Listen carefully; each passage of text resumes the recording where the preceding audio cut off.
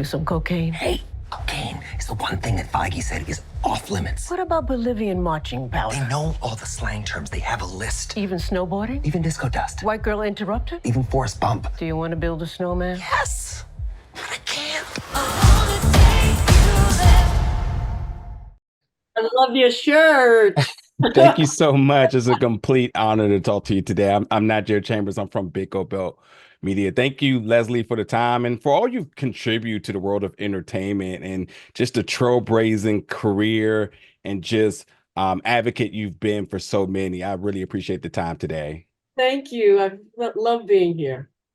Man, listen, 60 years in the game and still working at a super high rate at 80 years old, only to do Deadpool and Wolverine and probably have one of the most bizarre jobs of your life.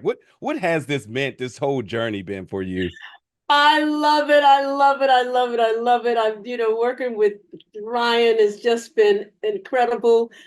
The fact that I'm blind out, I keep pinching myself because who knew that kind of role was going to come along, and here I am getting all this fabulous fan mail from the guys, because they love Blind Al. And it's just been a great experience and never knowing what to expect because Ryan is always full of surprises and I just go with the flow.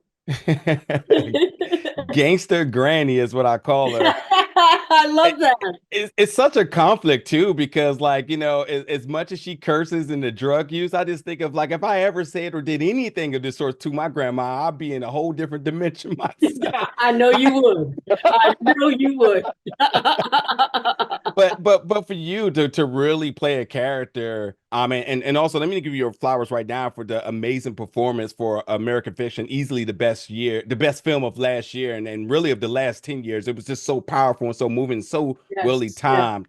But for you to come into something like this and you get to really loosen up, you get to riff and improv with Ryan. What has that done in terms of just your acting skills and just rehorning them still after all these years?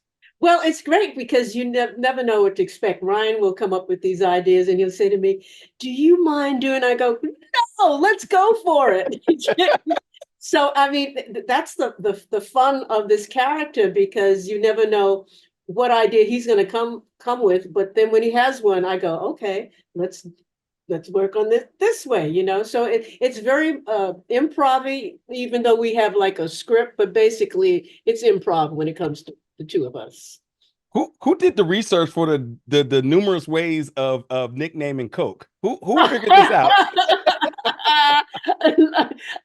Listen, I don't know, but those writers knew what they're talking about because if they don't come right, the fans have something to say about it, and everybody that comes up to me, they love that. They love that. I was like, I knew maybe two, but I was like, okay, this can't go any longer. And I got to see some of the footage at CinemaCon, and that's what was really okay, we're about to go on a journey. But for us as the fans, we obviously want you all to go off the rails. Was there ever any conversation about what was too far for this one? Never. Never. That's what amazes me. Is never. That's why when Ryan say, "Well, can we try this? You want to see this?" And sometimes I go, "Wow, okay, I'm hanging there with you." Listen, I respect you personally and professionally. What is your Sundays like when you have to go to church and really have to get in front of God and say this was just the character here. Please forgive me for all the things I've said and done on screen with this character. I am well aware of that. Believe me, that's always in the back of my mind. I say, "Oh God, I hope I don't mess up with my Christian fans. It is just a character. Remember, it's just a character." But it is kind of wild, especially because people didn't expect it from me. Even friends of mine, when the first one we did came out, because I couldn't tell anybody, and then they realized that I was playing the part, they were blown away. Obviously, we are not in the nature of spoilers, but if you did have to use some descriptives of the ride that the fans are getting ready to go on, how would you describe this third installment of Deadpool and Wolverine? The best ever. Ooh. The best ever. They will not be disappointed. I love it. I love it. Final question for you here. Again, Blind Owl is easily one of the world's favorite characters. I'm sure it's probably one of your favorite characters you've ever performed. I want to know, and again, with all the respect for your professionalism and acting career, was it ever a challenge to not break character, considering all of the foolishness that's happening in the script that you kind of improv with, and then throwing bombs at each other with Ron? Was there how do you work through not breaking character and staying in game?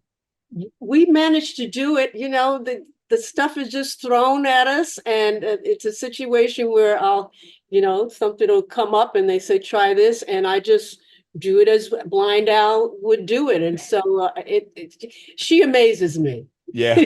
I think she's the person that secretly, if we were going to be devilish, this is the person that you want to copy. Listen, don't leak the spoilers, leak the BTS. I want to see all these takes, all these back moments when you're Ryan. That's what we They're need. a riot, believe me, they're a riot. Well, Leslie, I really, really, really appreciate your time. And again, it's been such a complete honor watching you over the years. I also have to admit, too, just had a huge crush on you growing up, and just seeing all these angelic performances only to lead to Blind Owl. I'm just like, well. From Kizzy to Blind Owl, that's quite a journey. It's been a complete pleasure talking to you today. And thank you so much for your time. You're welcome. You're welcome.